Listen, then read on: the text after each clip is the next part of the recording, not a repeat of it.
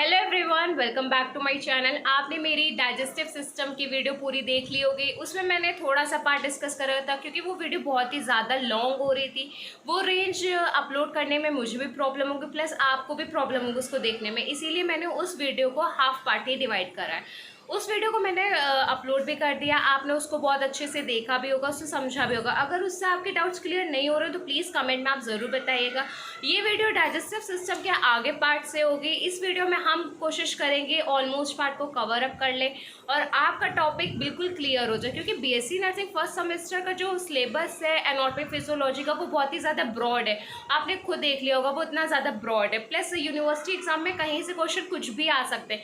वो सब की प्रिपरेशन आपकी इस वीडियो से बिल्कुल परफेक्टली हो जाएगी। इस वीडियो को आप पूरा देखिएगा और प्लीज़ इस वीडियो को लाइक करिए, ज़्यादा से ज़्यादा शेयर करिए, सब्सक्राइब करिए। ज़्यादा से ज़्यादा वीडियो को लाइक करते तो उतना मैं बहुत ज़्यादा मोटिवेटेड फील करती हूँ, उतना ज़्यादा मैं वीडियो को इनर्जेटिक के साथ बना सकती हूँ। सो मैं कोशिश करूँगी कि आपके जितने भी डाउट्स हो, जितने भी टॉपिक्स हो डाइजेस्टिव सिस्टम के, हम सब उसे कंप्लीट कर लें, क्योंकि डाइजेस्टिव सिस्टम हमारा बहुत ही इंपॉर्टेंट चैप्टर है। ह्यूमन फिजियोलॉजी में बहुत ही ज़्यादा इंपॉर्टेंट है और इससे आपका एक लॉन्ग आना पक्का है और लॉन्ग आपका 10 मार्क्स का आता है। इसीलिए मैं आपसे बार बार यही कह रही हूँ कि डाइजेस्टिव सिस्टम को आप अच्छे से प्रिपेयर करिए। अगर अपनी प्रिपरेशन को अपनी नहीं है तो आप अपनी प्रिपरेशन को आज से स्टार्ट करिए, अच्छे से प्रिपरेशन करिए, क्योंकि यूनिवर्सिटी एग्जाम थोड़ा सा डिफिकल्ट होगा वरना आपकी बैक लग जाएगी। इसीलिए अच्छे से प्रिपरेशन करिए। कोई भी डाउट हो आप कमेंट कर दीजिएगा। और मैं यही कहना चाहूँगी कि मेरी वीडियो में इस वक्त बैकग्राउंड वॉइस ज़्यादा आ रही होगी तो उसको आप प्लीज़ इग्नोर करिएगा इस वीडियो के लिए। बाकी आपको जितनी भी वीडियोज़ होंगी सब बेस्ट परफेक्ट क्वालिटी के साथ मिलेगी।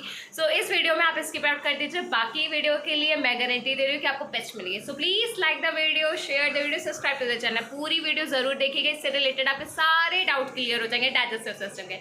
सो let us start without wasting our time, वरना हम डाइवर्ट होते रहेंगे और हमारी वीडियो बहुत ही ज़्यादा लॉन्ग होती जाएगी। सो टाइम ना वेस्ट करके डायरेक्ट स्टार्ट करते। Wasting time, let us start with the topic salivary glands. There are many minor salivary glands scattered throughout oral mucosa and 3 pair of major salivary glands. आपको पता है कि salivary glands हमारे 3 types के होते हैं और वो भी पेयर में प्रेजेंट होते हैं। और हमारे जो salivary glands होते हैं वो स्कैटर्ड फॉर्म में पूरे ओरल कैविटी में प्रेजेंट होते हैं मुकोसास लेयर में। जो उनके 3 पेयर्स होते हैं स्लाइवरी ग्लैंड्स के, वो कौन कौन से होते हैं? सब मैंडिबुलर ग्लैंड होती है, सब लिंगुअल ग्लैंड होती है और पैरोटिड ग्लैंड होती है। अब हम डिस्कस करते हैं कुछ पॉइंट्स को। They have lobular organization composed of branched tubular alveolar gland with connective tissue capsule and septa that organize the gland into lobules and lobes.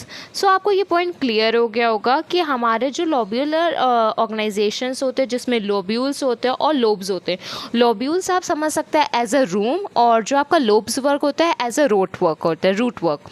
So next point is each individual sinus is also invested by a thin layer of CT that means connective tissue. Saliva secretion is controlled by autonomic nerves. Nerves की spelling इसमें गलत हो गई है तो आप इसको correct out कर लीजिएगा, NERVES nerves. So हमारे जो सलाइवा का सिक्रेशन होता है वो किससे कंट्रोल होता है? ऑटोनॉमिक नर्व से। अब हम डिस्कस करते हैं सिंपैथेटिक स्टिमुलेशन और पैरासिम्पैथेटिक स्टिमुलेशन को। सो हमारा जो पैरासिम्पैथेटिक और सिंपैथेटिक की अगर मैं बात करूँ तो वो थिक सलाइवा और स्पेयरली होता है, लेकिन जो हमारा पैरासिम्पैथेटिक का होता है वो कैपेशियस होता है और वाटरी सलाइवा होता है। तो आपको ये डिफरेंस क्लियर होना चाहिए कि थिक सलाइवा किस में रहता है और वाटरी सलाइवा किस में रहता है। आपको अगर क्लियर रहेगा तो आप पॉइंट आउट करके डिफरेंस लिख सकते हैं। सो नेक्स्ट हम डिस्कस करते हैं द मेजर सलाइवरी ग्लैंड्स। आपको पता है 3 ग्लैंड हम लोग स्टार्टिंग से डिस्कस करते आ रहे हैं और मेजर हमारी होती है और प्लस माइनर भी होती है। अब हम डिस्कस करते हैं माइनर्स।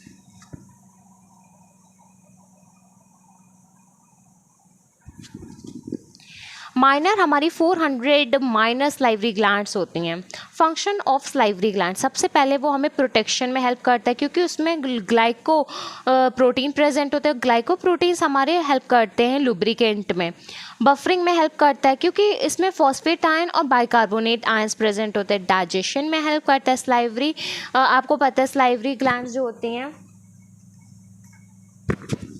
आपको पता है जो सलाइवरी ग्लैंड्स होती हैं उसमें एंजाइम्स होते हैं, वो हमारे अमाइलेज हमारे लिए कितने डाइजेशन के लिए हेल्पफुल रहती हैं।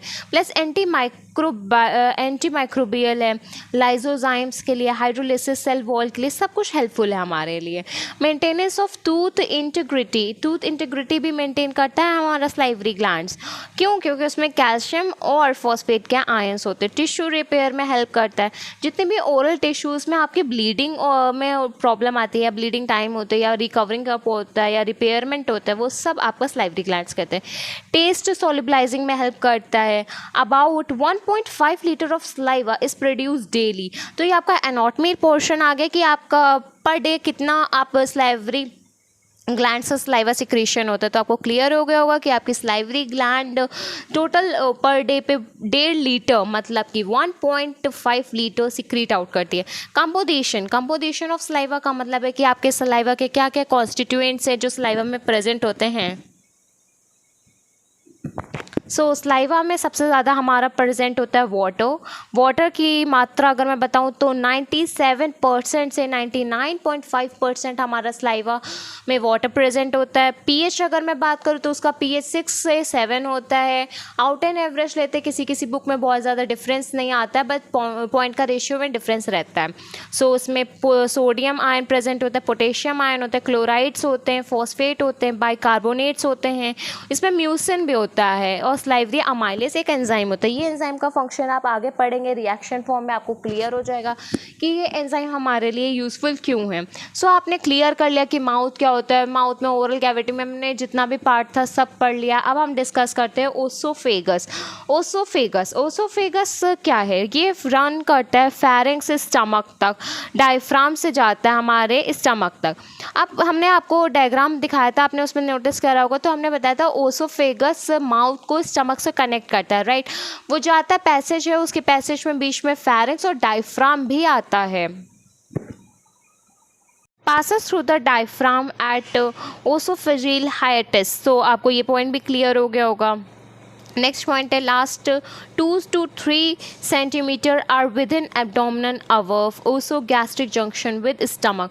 ये पॉइंट मैंने बताया था स्फिंक्टर से आपको क्लियर हो गया होगा कि स्टमक का 2 से 3 सेंटीमीटर अवर्व से हमारा एब्डोमेन के पोर्शन में जो हमारा ओसोफेगस से वो ज्वाइन कर जाता है हमारे स्टमक से। ये पॉइंट आपके क्लियर हो गए होंगे। ये सारे पॉइंट आपको बताते हैं स्ट्रक्चर के बारे में। स्ट्रक्चर हमारा ओसोफेगस, इससे आपको एक एक चीज़ क्लियर हो गई होगी। अगर ना क्लियर हो तो प्लीज़ आप कमेंट कर दीजिए, आपको उससे भी क्लियर हो जाएगी। नेक्स्ट हमारा पॉइंट है features and function of the oesophagus. First point है हमारा मस्कुलर ट्यूब है, ये प्रोपेल्स करती है फूड को स्टमक तक। सबको पता है कि हमारा प्रोसीड आउट करने में हेल्प करती है। यहाँ पे बोलस फूड होते हैं, मैंने आपको बताया था बोलस फूड का इनफुट, तो आपको मेरे अकॉर्डिंग क्लियर होगा। नेक्स्ट आपका है स्केलेटन मसल, अपर थर्ड पार्ट में हमारी स्केलेटन मसल्स होती है, फिर लास्ट में हमारी स्मूथ मसल्स होती हैं। स्केलेटन मसल्स इसलिए स्टार्टिंग होती है क्योंकि कुछ में बोन्स प्रेजेंट होती हैं, तो वो सॉल्विंग में हेल्प करती है। फिर लास्टली आपकी स्मूथ मसल्स होती हैं। नेक्स्ट पॉइंट आपका ओसोफेजियल ग्लैंड प्रेजेंट होती है जो कि म्यूकस सिक्रीट करती है। म्यूकस सिक्रीट करते हैं तो म्यूकस लुब्रिकेशन में हेल्प करता है।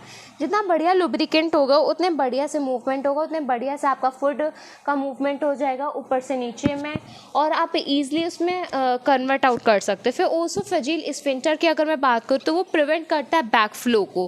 Back flow in the sense कि अगर मैं बात करूँ जो आपका फूड होता है वो ऊपर से नीचे जा रहा है, प्लस आप उसे नीचे से ऊपर फ्लो ना हो। अगर बैक फ्लो होता है, कभी कभी आपको इनडाइजेशन प्रॉब्लम होती है तो आपको खुद फील होता होगा वॉमिटिंग, राइट। तो वो इनडाइजेशन जो आप फील कर रहे हो, वॉमिटिंग आप जो फील कर रहे हो, वो आपका किस प्रोसेस में आएगा? वो तो आपका आएगा ना प्रिवेंट, मतलब बैक फ्लो में आएगा ना।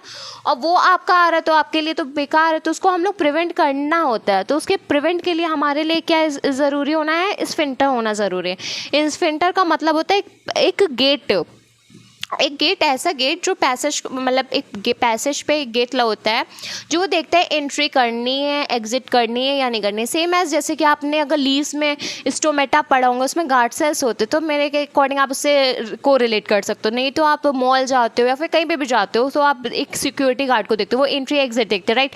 सेम एज हेयर वैसे ही स्फिंक्टर रोल है, आपको स्फिंक्टर उससे को रिलेट कर सकते हो। सो नेक्स्ट पॉइंट हमारा है एक्स्ट्रा एफर्ट्स करोगे तो ज़रूर सी बात है ना कि एक्स्ट्रा मार्क्स मिलेंगे, तो उसके लिए थोड़ा सा आपको एफर्ट्स एक्स्ट्रा करने होंगे। सो नेक्स्ट पॉइंट हमारा है सिंपैथेटिक का, जो कि सर्वाइकल और थोरैसिक सिंपैथेटिक नर्व करती है।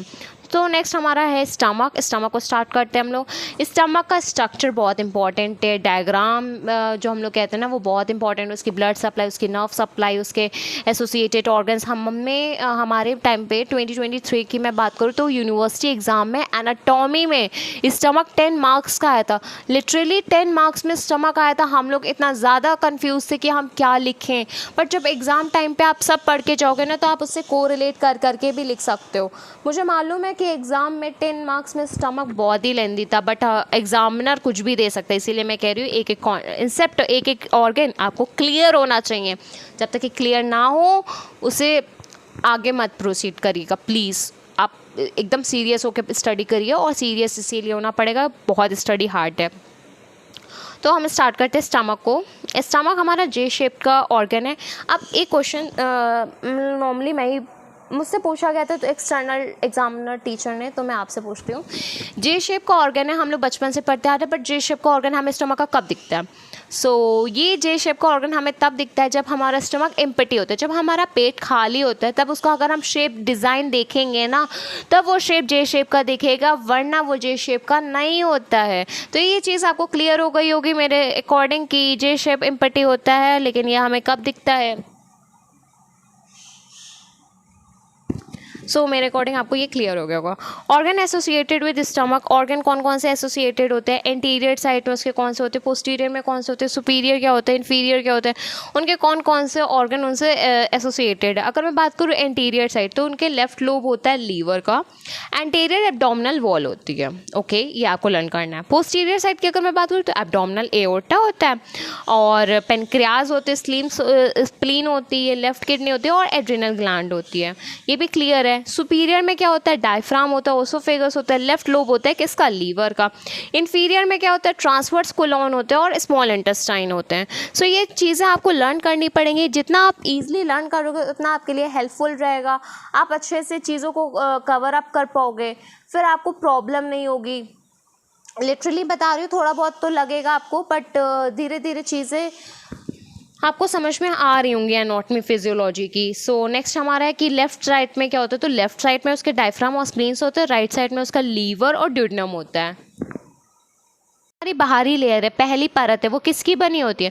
वो बनी होती है लॉन्गिट्यूडनल फाइबर्स की। लॉन्गिट्यूडनल फाइबर्स की बनी होती है। और फिर जो हमारी बीच की लेयर होती है, मिडल लेयर जिसे हम कहते हैं, वो बनी होती है हमारी सर्कुलर फाइबर्स की। सर्कुलर फाइबर्स की बनी होती है। और फिर जो हमारी सबसे निचली होती है, जिसको हम लोग कहते हैं इनर लेयर, वो हमारी बनी होती है ऑब्लिक फाइबर्स की। तो आप देख रहे होंगे कि आपको क्लियर भी हो गया होगा कि जो हमारी आउटर लेयर होती है, और मिडल लेयर होती है, और इनर लेयर होती है, वो सब के डिफरेंट डिफरेंट फाइबर्स हैं, इनका डिफरेंट फंक्शंस हैं, इनके डिफरेंट वर्क्स हैं। ये आपको क्लियर हो गया होगा। हम डायग्राम भी आप देख लेंगे, उसमें आपको फाइबर्स भी क्लियर हो गए होगा। इसकी ट्रिक भी है OMI, मतलब कि आउटर मिडल इनर। OMI में लखनऊ में LUCKNO आता है ना, तो सेम स्पेलिंग से आप क्लियर कर सकते हैं कि पहले L से लॉन्गिट्यूडनल, C से आपका सर्कुलर, O से आपका ऑब्लिक आता है। मेरे अकॉर्डिंग आपको क्लियर हो गया होगा कि हमारे वॉल्स ऑफ द स्टमक क्या होते हैं। Let us discuss with blood supply. Arterial supply to the stomach is by the left gastric artery, a branch of the celiac artery, the right gastric artery, and the gastroepiploic arteries. Venous drainage is through vein of corresponding names into portal vein. मैंने अभी बताया आपको जैसे कि blood supply या nerve supply या venous drainage होता है। ये सब आपको लर्न करने की ज़रूरत है, इसको एक्सप्लेन करने की एज सच कोई नीड नहीं है, इसलिए मैंने इसको सिर्फ रीड आउट कर दिया। नेक्स्ट आपका पॉइंट है gastric juice and function of the stomach. About 2 litre of gastric juice are secreted daily by secretary gland. अभी हमने डिस्कस करा कि सलाइवरी ग्लैंड्स कितना सिक्रेशन देती है पर डे पे, 1.5 litre. Same as here gastric juice का कितना है? तो 2 लीटर। ये सब आपको याद होना चाहिए, इंपॉर्टेंट है। एनाटॉमी में आप ये सब चीज़ें मेंशन करेंगे। इट कंसिस्ट ऑफ, अब गैस्ट्रिक जूसेस क्या क्या उसके कॉन्स्टिट्यूएंट्स होते हैं, उसमें क्या क्या प्रेजेंट होता है जो हमारे लिए हेल्पफुल है। उसमें प्रेजेंट होता है water, mineral salts, hydrochloric acid, इसको हम लोग HCl भी कहते हैं, inactive enzymes, precursors. Inactive enzymes होते हैं, एंजाइम्स तो प्रेजेंट होते हैं बट इनएक्टिव फॉर्म में होते हैं, उनको एक्टिव करने के लिए आपको ज़रूरत पड़ती है HCl की। म्यूकस प्रेजेंट होता है, म्यूकस हम लोगों को हेल्प करता है मैकेनिकल एनर्जी से प्रिवेंट करने के लिए, सो म्यूकस प्रेजेंट होता है। नेक्स्ट हमारा पॉइंट है फंक्शन ऑफ स्टमक। हम फंक्शन डिस्कस करें तो ये पार्ट आ जाएगा आपका फिजियोलॉजी का। टेम्परेरी स्टोरेज, टेम्परेरी स्टोरेज की अगर मैं बात करूँ, हमारे स्टमक में फूड स्टोर होता है, according to the need store होता है, बट अप्रॉक्स में हम लोग 4 से 5 घंटे स्टोर रहता है हमारा स्टमक में फूड। और केमिकल डाइजेशन होता है, यहाँ पे प्रोटीन का डाइजेशन होता है। एंजाइम्स जो इनएक्टिव फॉर्म में उसमें एक्टिव होते हैं HCl के प्रेजेंस में, फिर HCl के प्रेजेंस में जब एंजाइम एक्टिव हो जाते हैं फिर वो डाइजेशन में हेल्प करते हैं। मैकेनिकल ब्रेकडाउन, केमिकली ब्रेकडाउन और मैकेनिकल ब्रेकडाउन में जो डिफरेंस है वो आप क्लियर कर चुके हैं। अब आप देख रहे हैं कि स्टमक में आपका मैकेनिकल ब्रेकडाउन होता है। अकॉर्डिंग आपको इतना क्लियर हो गया होगा। इसमें से अगर आपको कोई भी डाउट हो प्लीज़ कमेंट ज़रूर करिएगा। एक एक चीज़ें, एक एक कंटेंट आप क्लियर करते चलिए। नेक्स्ट हमारा पॉइंट है structure of tongue. Structure of tongue आप देख रहे हैं, इसमें स्ट्रक्चर है,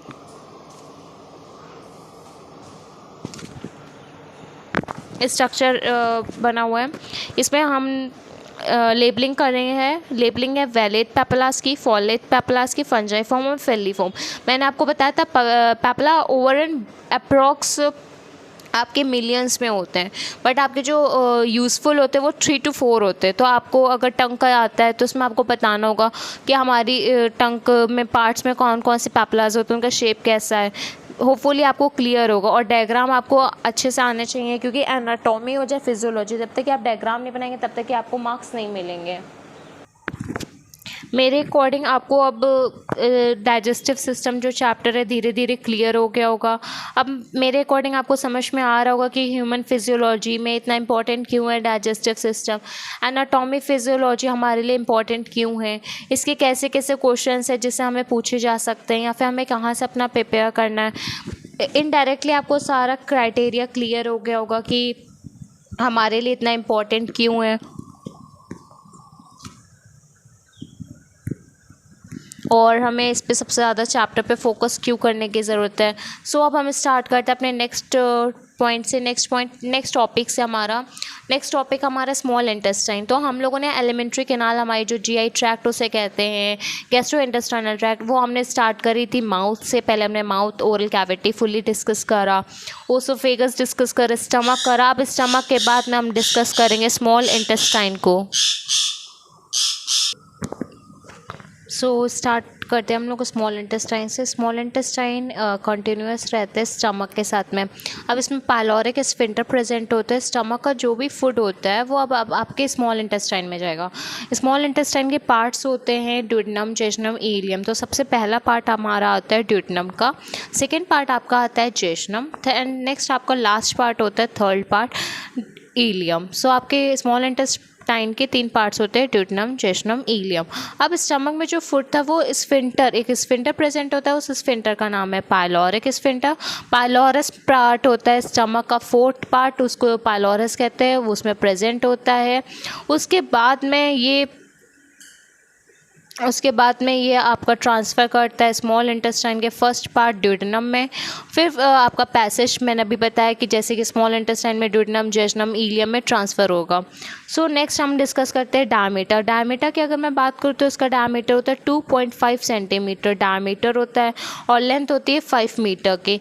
आपसे एक क्वेश्चन ज़रूर आएगा इसमें डिफरेंस के लिए स्मॉल इंटेस्टाइन और लार्ज इंटेस्टाइन में।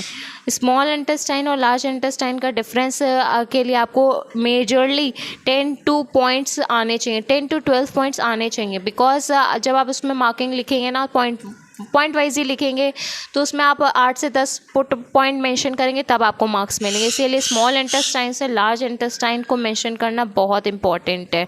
वो इम्पॉर्टेंट टॉपिक है, उसको आप याद कर लीजिएगा। स्मॉल इंटेस्टाइन और लार्ज इंटेस्टाइन में डिफरेंस एक इम्पॉर्टेंट क्वेश्चन है, ये आपसे क्वेश्चन ज़रूर पूछा जा सकता है। इसको आप फुल्ली प्रिपेयर कर लीजिएगा। इसमें जो डिफरेंस हो उसके आपके ऑलमोस्ट 10 to 12 पॉइंट्स आपको आने चाहिए, क्योंकि जब आप उसको टैबुलर फॉर्म में लिखेंगे ना तो पॉइंट्स छोटे छोटे मेंशन करेंगे और लेंथ वाइज ही लिखेंगे। और अगर ये क्वेश्चन आया भी तो ये 3 मार्क्स या 5 मार्क्स में आएगा, तो इम्पॉर्टेंट क्वेश्चन है इसीलिए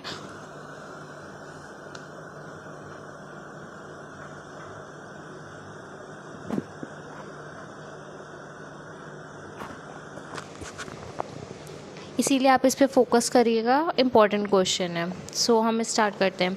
it is surrounded by large intestine. आपको पता है स्मॉल इंटेस्टाइन हमारे बीच में प्रेजेंट होती है, उसके आसपास ascending, transverse and descending colon, जो ये सारे कोलॉन्स होते हैं वो पार्ट होते हैं लार्ज इंटेस्टाइन के, ये सब प्रेजेंट होते हैं अराउंड स्मॉल इंटेस्टाइन के। स्मॉल इंटेस्टाइन में हमारा केमिकल डाइजेशन होता है फूड का, इसमें कम्प्लीटली एब्जॉर्प्शन होते हैं न्यूट्रिएंट के, इसमें विलाइस प्रेजेंट होती है। आपको भी पता है कि एब्जॉर्प्शन होता है।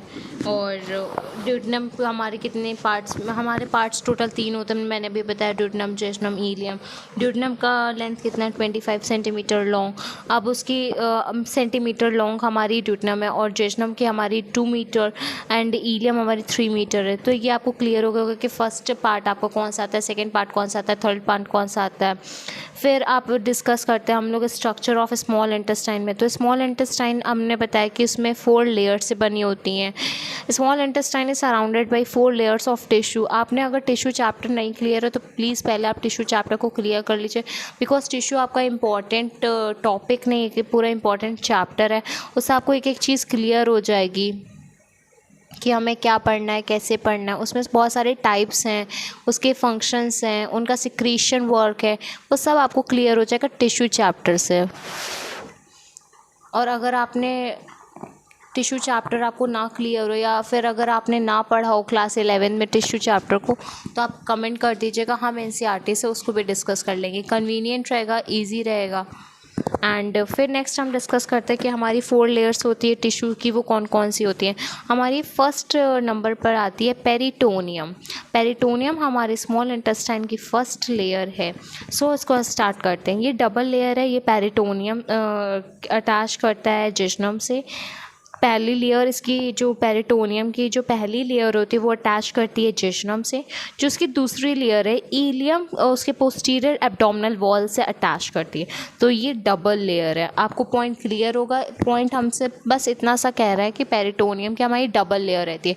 जो हमारी अपर लेयर वाली होती है वो जेजनम से कनेक्टेड होती है, और वो जो हमारी दूसरी लेयर होती है, सेकेंड लेयर होती है, वो हमारी कनेक्टेड होती है ईलियम के पोस्टीरियर एब्डोमिनल वॉल से। सो आपको ये फर्स्ट पॉइंट लेयर आपकी क्लियर हो गई। वो स्मॉल इंटेस्टाइन की फर्स्ट लेयर आपकी पेरिटोनियम है, सेकेंड लेयर आपकी म्यूकोसा लेयर है। म्यूकोसा लेयर क्या है? म्यूकोसा में यहाँ पे फोल्डिंग प्रेजेंस होती है। अब ये फोल्ड्स क्या होते हैं? आपको मैंने बताया था कि हमारे ज़्यादातर ऑर्गन मस्कुलर होते हैं, तो उसमें जितने भी मस्कुलर एक्टिविटीज़ होती हैं, जैसे कि आपने अभी तक पढ़ा है कॉन्ट्रैक्शन, रिलैक्सेशन, ओसोफेगस में पढ़ा है, स्टमक में पढ़ा है, तो आपने मूवमेंट मतलब मूवमेंट पढ़े थे, राइट? कैसे मूवमेंट होते हैं, तो आपने मूवमेंट पढ़ा था कि ओसोफेगस में पेरिस्टाल्सिस मूवमेंट होता है, स्टमक में चर्निंग मूवमेंट होता है। सो सेम एज हेयर मुकोसा की अगर मैं बात करूँ तो परमानेंट सर्कुलर फोल्ड्स होते हैं। इन फोल्ड्स में क्या होता है? ये सारे फोल्ड्स क्यों प्रेजेंट होते हैं हमारे स्मॉल इंटेस्टाइन में? ये फोल्ड्स हमारे एरिया को इंक्रीज़ करते हैं। ये फोल्ड्स हमारे एरिया को इंक्रीज़ करने से जो हमारी फूड की मिक्सिंग है उसको प्रमोट करते हैं। आपको पता होगा कि जैसे कि हम एक एग्जांपल लेते हैं ग्राइंडिंग मशीन का। ग्राइंडर मशीन अगर आपने देखी होगी तो सेम एज उसमें भी बहुत ज़्यादा फोल्ड्स प्रेजेंट होते हैं। जितनी ज़्यादा फोल्डिंग्स होती हैं उतने अच्छे से आपका कंटेंट कितना अच्छे से मिक्स हो जाता है, right? So same as here आपके स्मॉल इंटेस्टाइन में भी फोल्डिंग प्रेजेंट होती है बहुत अच्छे से मिक्सिंग करने के लिए। जितना अच्छे से आप मिक्स करोगे उतने से आपका मैकेनिकल ब्रेकडाउन, केमिकल ब्रेकडाउन होगा। आप ब्रेकडाउन करने के बाद में एब्जॉर्प्शन प्रोसेस को स्टार्ट करेंगे, क्योंकि आपको पता है सबसे पहले हमारे डाइजेस्टिव सिस्टम में 5 प्रोसेस होती है। वो 5 प्रोसेस में सबसे पहले हमारा इंडाइजेशन होता है, इंजेशन होता है, इंजेशन के बाद में डाइजेशन होता है, डाइजेशन के बाद में एब्जॉर्प्शन होता है, फिर एसिमिलेशन होता है, फिर एलिमिनेशन होता है। एलिमिनेशन कह सकते हैं या ईजेशन कहते हैं। ये तो आपके 5 स्टेप्स होते हैं डाइजेस्टिव सिस्टम के, ये नॉर्मल है, ये आपने क्लास 8 और क्लास 11 में भी पढ़ा होगा। सो वो ये पॉइंट हम डिस्कस कर रहे हैं कि हमारे लिए मिक्सिंग इंपॉर्टेंट है, मिक्सिंग के लिए हमारे लिए फोल्ड्स इंपॉर्टेंट है, और वो फोल्ड्स आपको लेयर प्रोवाइड करिए, मुकोसा लेयर। ये मुकोसा लेयर हमारी सेकेंड लेयर है स्मॉल इंटेस्टाइन की, और इसका सबसे बेस्ट काम क्या है, ये फूड काइम फूड। अब मैंने आपको बताया था बोलस फूड होते हैं, काइम फूड होते हैं। बोलस फूड की अगर मैं बात करूँ तो बोलस फूड आपने देखा होगा कि हमारे माउथ में बोलस फूड होता है। काइम फूड आपका कहाँ प्रेजेंट है, स्टमक में। तो हमारा खाना कहाँ से आ रहा है, स्मॉल इंटेस्टाइन में आ तो रहा है स्टमक से। तो स्टमक से जो भी फूड आ रहा है वो कैसा फूड होगा, काइम फूड होगा।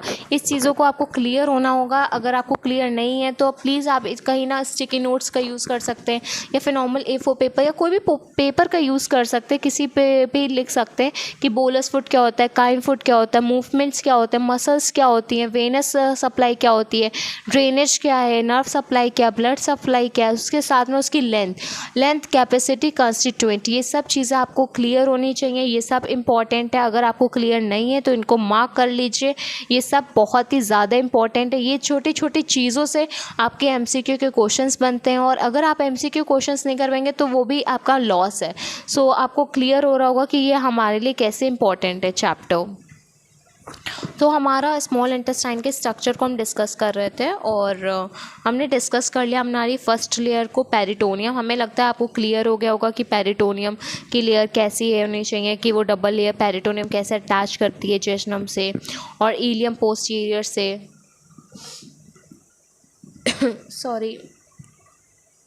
सॉरी सो आपने अभी डिस्कस कर लिया हम लोगों ने पेरिटोनियम लेयर को। अभी मैंने डिस्कस करा मुकोसा को। अभी पता चल गया कि मुकोसा में फोल्डिंग्स होती हैं। फोल्डिंग्स कैसी होती है, सर्कुलर होती हैं, टेम्परेरी नहीं होती, परमानेंट इन नेचर की होती हैं। ये भी हमारा पॉइंट क्लियर होगा। इसमें फूड कैसा आता है, काइम फूड आता है, ये प्रमोट क्या करता है, मिक्सिंग को प्रमोट करता है। ये सारे पॉइंट्स हमारे क्लियर हो गए हैं और स्मॉल इंटेस्टाइन के। अब हम डिस्कस करते हैं इसकी थर्ड लेयर को।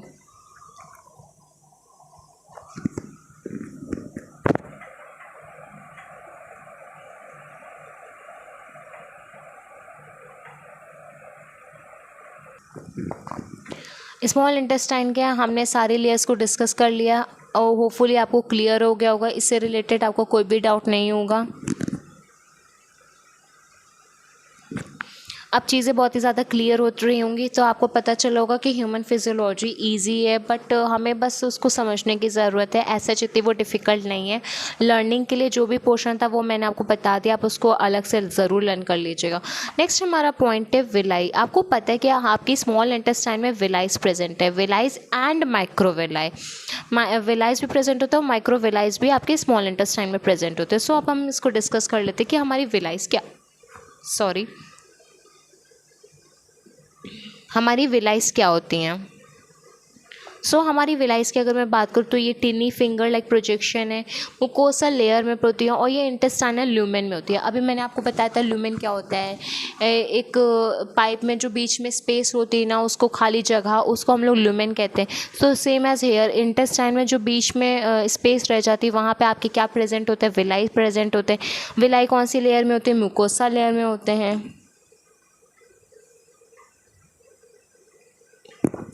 मुकोसा लेयर में होते हैं। नेक्स्ट पॉइंट क्या है कि अबाउट इसके लॉन्ग, हम लोग इसकी लेंथ को डिस्कस करते हैं। अबाउट 0.5 to 1 mm लॉन्ग, मतलब कि इसकी लेंथ आप खुद देख सकते हैं, ज़्यादा लॉन्ग नहीं है, बट इसका वर्किंग पावर बहुत ही ज़्यादा हायर है। सो नेक्स्ट पॉइंट इसका क्या है, there covering consist of columnar epithelial cell, enterocyte, tiny microvilli. आपके टिनी माइक्रोविलाइज कहाँ प्रेजेंट होते हैं, विलाइज के अंदर। ये चीज़ों को आपको क्लियर होती रहेंगी तो समझ में भी अच्छे से आएगा।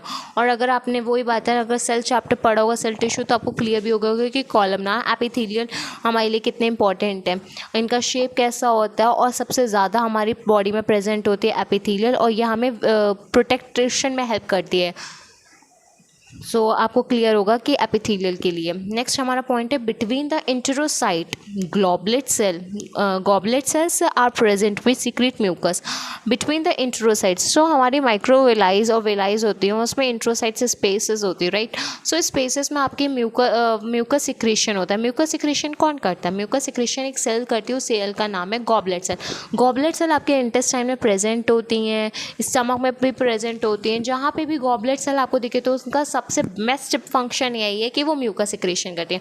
और म्यूकस आपको भी पता है कि एज अ लुब्रिकेंट हमारे लिए हेल्पफुल होता है, प्रोटेक्शन के लिए हेल्प होता है। तो आपने एक चीज़ से 3 से 4 पॉइंट अपने आप फ्रेम कर लिए, यही आपको स्कोरिंग में हेल्प करेगा। और नेक्स्ट हमारा पॉइंट है the entire epithelium is replace every 3 to 5 days। तो जो हमारा पूरा एपिथेलियम है, मतलब कि जो इंटेस्टाइन में पूरा एपिथेलियम है, वो 3 से 5 दिन में चेंज होता है। ये पॉइंट आप बिल्कुल ध्यान में रखिएगा कि आपका जो एपिथेलियम है 3 से 5 दिन में बदलता रहता है। So these epithelium cells produce digestive enzyme. So हम बता रहे थे डाइजेस्टिव एंजाइम्स हमारा सिक्रेशन कैसे होता है। तो सिक्रेशन के लिए डाइजेस्टिव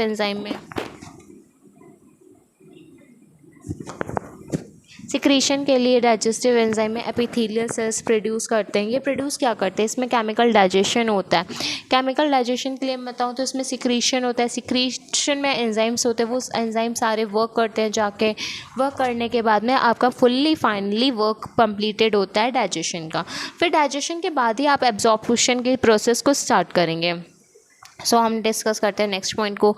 नहीं, मतलब पहले पॉइंट में ही आपने पढ़ लिया है, helps in chemical digestion of carbohydrate and protein fats. Next point हमारा है numerous lymph nodes are present on small intestine. आपको पता है कि स्मॉल इंटेस्टाइन में बहुत सारे लिम्फ नोड्स प्रेजेंट होते हैं।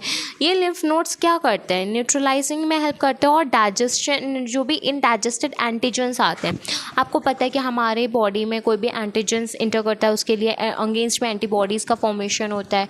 एंटीबॉडीज़ अगेंस्ट वर्क करती है एंटीजेंस के, सेम वही प्रोसेस है लिम्फ नोड वर्क का। तो आपको क्लियर होगा। हमारा नेक्स्ट पॉइंट क्या है? Blood supply.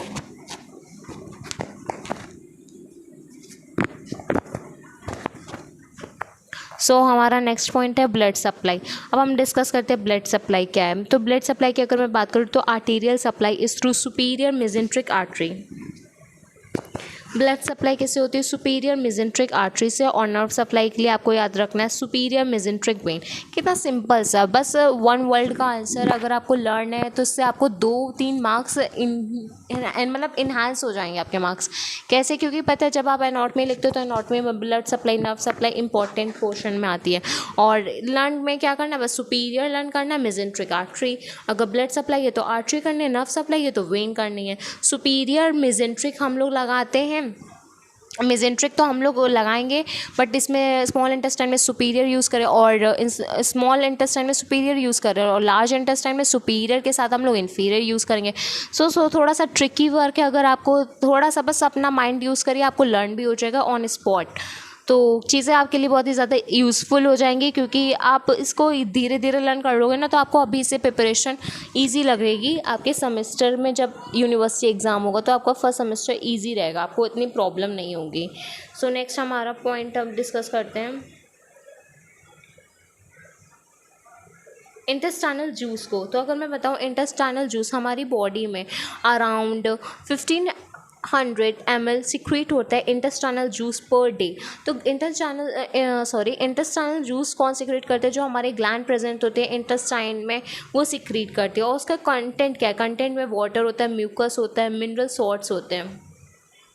कॉन्स्टिट्यूएंट आपको हर चीज़ के याद होने ज़रूरी हैं।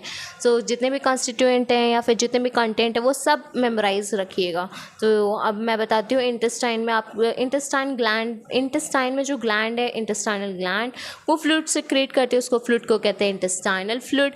और उस फ्लूइड में क्या क्या होता है? म्यूकस होता है, वाटर होता है और कुछ सॉल्ट्स होते हैं। सॉल्ट भी कौन से होते हैं? आपके मिनरल सॉल्ट्स होते हैं। नेक्स्ट हम डिस्कस करते हैं function of small intestine. Small intestine का हमने जितना भी डिस्कस करा अभी मेरे अकॉर्डिंग आपको क्लियर होगा। इससे रिलेटेड आपको अभी भी कोई डाउट हो स्मॉल इंटेस्टाइन का तो आप कमेंट कर दीजिएगा, उससे रिलेटेड आपके डाउट्स क्लियर हो जाएंगे। तो हम डिस्कस करते हैं फंक्शन ऑफ स्मॉल इंटेस्टाइन। कुछ पॉइंट्स दे रखे हैं, मिनिमम इसमें 5 पॉइंट्स दे रखे हैं। अगर आपको समझ में आएगा तो आप इसको इनहांस करिएगा, अपनी लैंग्वेज में ज़रूर फ्रेम करिएगा। इसीलिए आपकी जो फंक्शनिंग होगी, फिजियोलॉजी पार्ट जो होता है ना, वो बल्कि ब्रॉड हो जाता है एनाटॉमी से, क्योंकि इसको एक्सप्लेन करना होता है ना फुल्ली। सो हमारा फर्स्ट पॉइंट है movement of its content bye peristalsis. आपको पता है कि मूवमेंट मैंने बताया, बहुत बार बता चुकी हूँ, अब नहीं बताऊँगी क्योंकि अब आपको चीज़ें याद होने लगनी चाहिए। अगर अभी भी डाउट है तो आप पहले की वीडियो ज़रूर चेक करिएगा कि पेरिस्टाल्सिस मूवमेंट क्या होते हैं, मसल्स कॉन्ट्रैक्शन क्या होता है।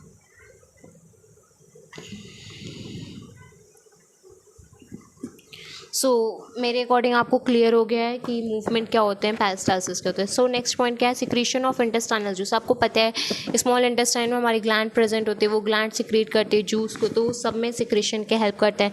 नेक्स्ट क्या है, कंप्लीशन ऑफ केमिकल डाइजेशन। आपका स्मॉल इंटेस्टाइन में जितना भी डाइजेशन प्रोसेस, जितना भी बच जाता है ना डाइजेशन, जो आपका माउथ नहीं कर पाता है वो आपका स्टमक करता है, जो आपका स्टमक में रह जाता है वो सब आपका स्मॉल इंटेस्टाइन में फुल्ली कंप्लीट हो जाता है। सो आपका डाइजेशन फुल्ली कहाँ कंप्लीट होगा, स्मॉल इंटेस्टाइन में। लार्ज इंटेस्टाइन में डाइजेशन प्रोसेस नहीं होता है, वहाँ पे सिर्फ और सिर्फ एब्जॉर्प्शन होता है। ये चीज़ आप बिल्कुल क्लियर कर लीजिए कि आपका डाइजेशन प्रोसेस जितना भी है वो सब और सब स्मॉल इंटेस्टाइन में होगा। लार्ज इंटेस्टाइन में सिर्फ और सिर्फ एब्जॉर्प्शन होगा, डाइजेशन जितना भी वर्क है वो सब आपका स्मॉल इंटेस्टाइन में होगा। नेक्स्ट पॉइंट हमारा क्या है, प्रोटेक्शन अगेंस्ट इन्फेक्शन। आपको पता है यहाँ पे लिम्फ नोड प्रेजेंट होती हैं। लिम्फ नोड मैंने अभी बताया था कि वो इंटेस्टाइन में बहुत सारी प्रेजेंट होती है, वो हेल्प करती है न्यूट्रलाइजिंग में और किलिंग में, तो वो प्रोटेक्शन की तरह हेल्प करती हैं। नेक्स्ट आपका क्या है, एब्जॉर्प्शन ऑफ न्यूट्रिएंट। अभी आपको क्लियर था कि इंट्रोसाइट्स में माइक्रोविलाइज प्रेजेंट होती हैं और इंटेस्टाइनल ल्यूमेंस में आपकी मुकोसा लेयर में आपकी विलाइज प्रेजेंट होती है। तो विलाई का और माइक्रोविलाई का फंक्शन क्या है, मेन फंक्शन तो एब्जॉर्प्शन है, राइट। सो ये आपके स्मॉल इंटेस्टाइन के फंक्शंस में आते हैं। नेक्स्ट हमारा टॉपिक है पेनक्रियाटिक जूस। अब स्टार्ट करते हैं हम लोग पेनक्रियास को। Pancreatic juice is secreted by the exocrine pancreas. आपको पता है पेनक्रियास हमारा दोनों तरीके से वर्क करता है। दोनों तरीके से मतलब कि वो एंडोक्राइन की तरह भी वर्क करता है और एक्सोक्राइन की तरह भी वर्क करता है। जो हमारा एक्सोक्राइन पार्ट है पेनक्रियास का वो सिक्रेट करता है पेनक्रियाटिक जूस। वो फुली क्लियर है आपको। सो वो इंटर कहाँ करता है, ड्यूडेनम में। अब मैंने आपको बताया था ड्यूडेनम किसका पार्ट है, ड्यूडेनम पार्ट है स्मॉल इंटेस्टाइन का। स्मॉल इंटेस्टाइन के 3 पार्ट होते हैं ना, ड्यूडेनम, जेजुनम, इलियम। तो ड्यूडेनम जो उसका पार्ट है स्मॉल इंटेस्टाइन का, उसमें पेनक्रियाटिक जूस आते हैं। पेनक्रियाटिक डक्ट से पेनक्रियाटिक जूस ड्यूडेनम तक जाते हैं। यहाँ पे भी स्फिंक्टर प्रेजेंट होता है, पेनक्रियाटिक स्फिंक्टर, तो आपको वो भी क्लियर हो जाएगा। इट कंसिस्ट ऑफ, वो क्या क्या उसके पास कंटेंट होता है, मतलब क्या क्या कंसिस्ट, मतलब क्या क्या उसके पास मात्रा में होता है, कितनी मात्रा में।